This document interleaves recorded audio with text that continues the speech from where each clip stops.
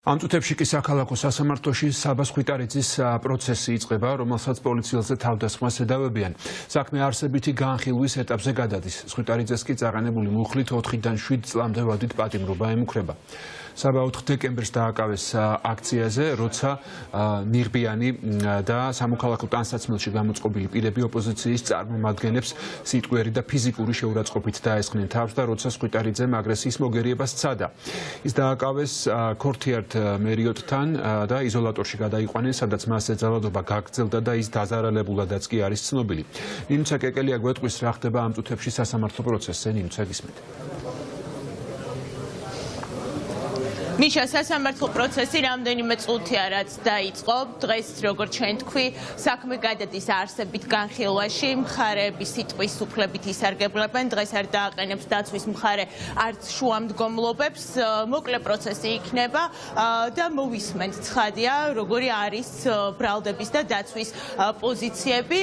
რაც შეეხება თავად ამ პროცესს, საბას ხვიტარიძე ერთ-ერთია იმ პირებს შორის, ვინც უკანონოდ ცხედან ციხეში და ვის გათავისუფლებასაც რეჟიმის ტყვეების გათავისუფლებას, ანუ ამდენი ხანია საქართველოს მოქალაქეები ითხოვენ არალეგიტიმური ხელისუფლებისგან. ის თავად არის დაზარალებულად ცნობილი სპეციალური საგამოძიებო სამსახურის მიერ, რადგანაც დაკავების შემდეგ პოლიციის მთავარ სამმართველოში, როდესაც ის იყო წესით პოლიციის ეფექტური ზედამხედველობის ქვეშ, მასზე განხორციელდა არაერთგზის ფიზიკური და ფსიქოლოგიური ძალადობა და შესაბამისად დაზარალებული ამ საქმეში, რაც ნიშნავს იმას, რომ ფაქტობრივად საგამოძიებო სამსახურმა დაადასტურა, რომ წამების ტოლფასი მოპყრობა იყო მის წინააღმდეგ გამოყენებული. ამას ამბობს უფლებადამცველიც და ცხადია, მისი პოლიტიკური თანაგუნდელები, კოალიცია ცვლილებისთვის წევრები და ასევე სხვა პოლიტპატიმრების ოჯახის წევრები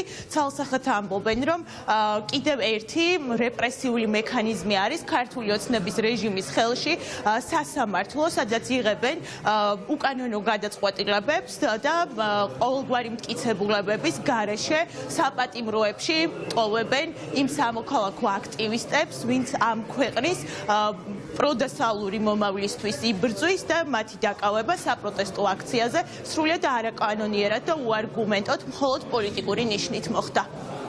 დღეს მხარეები ვისარგებლოთ შესავალი სიტყვებით მხოლოდ დაველოდებით ბრალდების მხარე წარმოადგენს თუ არა მოწმენს, თუმცა რამდენადაც მე მაქვს ინფორმაცია, დღეს იქნება მხოლოდ შესავალი სიტყვები, სხვა შუამდგომლობას სავარაუდოდ არც ერთი მხარე არ დავაყენებთ იქ საკითხს. თუ იქნება დახურული, მე მოვითხოვ სასამართლოს შუამდგომლობით, რომ გაიხსნას აუცილებლად სხდომა. რა თქმა უნდა, საბა ისარგებლოს როგორც შესავალი სიტყვით, ასევე უფლებების განმარტების დროს დააფიქსირებს მის პოზიციას აუცილებლად. საბას მიმართ წაყენებულია პოლიტიკური ბრალდება ჩვენ თვლით და პოლიტიკური საქმეები არ უნდა იყოს სასამართლოში განხილული ჩემი აზრით. ამ ბავშვებმა ძალიან კარგად იცოდნენ, რომ ამ ბრძოლას შეიძლება რაღაცა მოყოლოდა და იმდენი აქვთ ნაშრომი, რომ ესე იოლად არ დანებდებიან. ეს აღიარებით ჩვენება ჩვენს ეგრეთ წოდებულ მთავრობას ჭირდება, იმიტომ რომ გამოიყენოს საზღვარგარეთ და ჩვენს მეგობრებთან, რომ გაიმართლონ თავი, რომ ესენი იყვნენ დამნაშავეები და აღიარეს ეს დანაშაული. და თვითონაც თავიანთ მომხრეებთანაც მაგის დამტკიცებას ცდილობენ, მაგრამ ფაქტია, რომ მაგაზე არ ნებდებიან.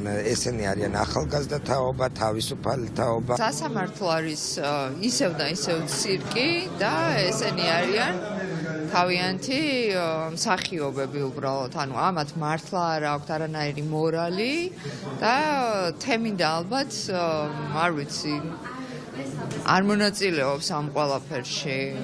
ეს არის უსამართლო სასამართლო და ყოველთვის ესე იქნება, სანამ ეს ხელისუფლება იქნება ჩვენს ქვეყანაში. ძალიან ცალსახა არის, რომ დღეს არანაირი არც ერთი სამართალდამცავი ორგანო არ დაწყებული შიშისგან დამთავრებული სასამართლო სისტემით. ესენი არიან უბრალოდ რეჟიმის საყრდენები. ამათ აღარაფერი აღარ აქვს საერთო სამართალთან, სამართლიანობასთან და რეჟიმი ამათი წყალობით, აი ამ კორუმპირებული დამნაშავე მოსამართლეების წყალობით დღემდე ინარჩუნებს თავის საყრდენებს. რეალურად ესენი არიან ივანიშვილის მარიონეტები და ივანიშვილი იყენებს მათ თავისი პატრიოტი მოქალაქეების დასასჯელად. ხელისუფლება ზოგადად ორიენტირებულია, რომ მაქსიმალურად ნებისმიერი ბერკეტი გამოიყენოს იმისთვის, რომ სამოქალაქო აქტივისტები და ზოგადად აქტიური მოქალაქეები დააშინოს. სწორედ ეს ადგილი, სასამართლოს შენობა არის ერთ-ერთი მნიშვნელოვანი ბერკეტი მათთვის, რომ საზოგადოება მაქსიმალურად იყოს დაშინებული და რაღაცას რეპრესიული ქმედებები მიუხედავად იმ ყველაფრისა, რაც ამ დროის განმავლობაში აკეთებენ, ფაქტობრივად არ მუშაობს და ამის ერთი მაგალითიც არ არსებობს და სწორედ ასეთ სასამართლო პროცესებზე ვიმყოფებით ჩვენ ყოველდღიურად და ვხედავთ, რომ იმის ნაცვლად, რომ რაღაცნაირად სამართლიანი სასამართლოს მოლოდინში ვიყოთ, ვხედავთ, რომ რაღაცნაირად მიკერძოებული სასამართლო მაქსიმალურად ორიენტირებულია ჯარიმების გაზრდაზე.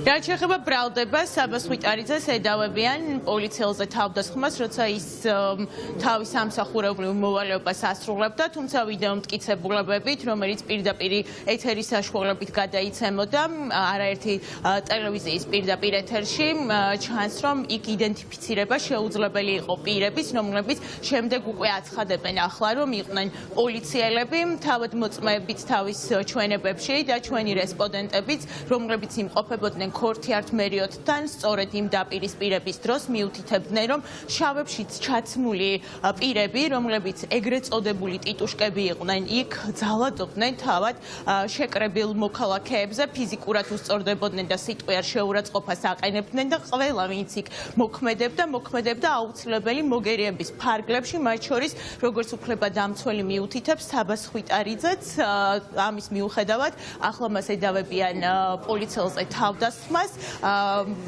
და როგორც გითხარით, მტკიცებულებებიდან ჩანს ის, რომ არც ერთ იქ მყოფ შავებში ჩაცმულ პირს ამომცნობი ნიშანი, რომ შინაგან საქმეთა სამინისტროს წარმოადგენდა, არ ჰქონია.